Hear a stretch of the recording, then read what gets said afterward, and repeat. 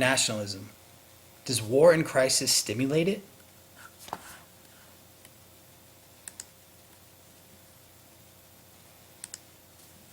Let's talk about the definition of nationalism. Nationalism is the devotion to the interests or culture of a particular nation, including promoting the interests of one country over those of others. The traits of someone who is nationalistic would be someone who is loyal, proud, patriotic, and devoted.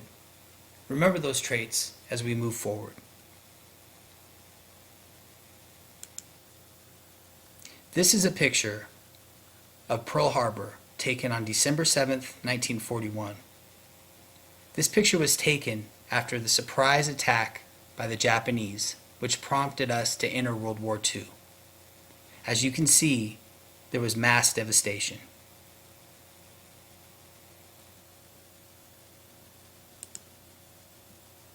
This is a picture I'm sure you're all familiar with.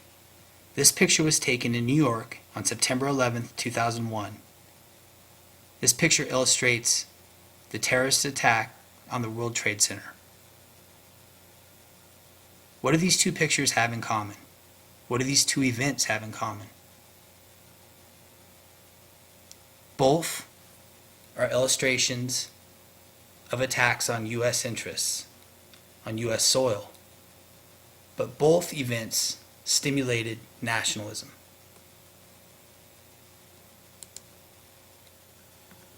This is a picture of the USS Arizona Memorial. The USS Arizona was a battleship that was sunk in Pearl Harbor.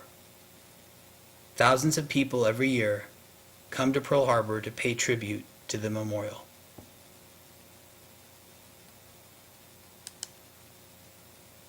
This is a picture of the September 11th World Trade Center Memorial. This memorial is located in New York, and all of the names of the victims are engraved on the memorial.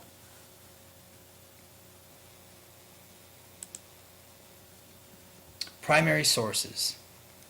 This is a picture of the website that you're going to be visiting and listening to actual recordings of average U.S. citizens that were interviewed by reporters some 70 years ago following the attack on Pearl Harbor. Those recordings are what we would call a primary source.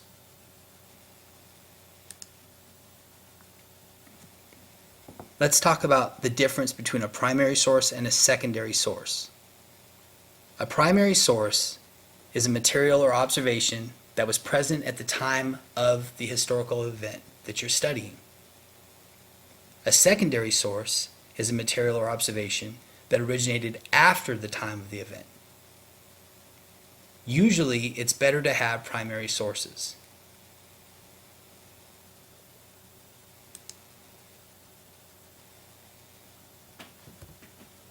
These are the links that you're going to be clicking on to go to the primary sources where you will be listening to the interviews.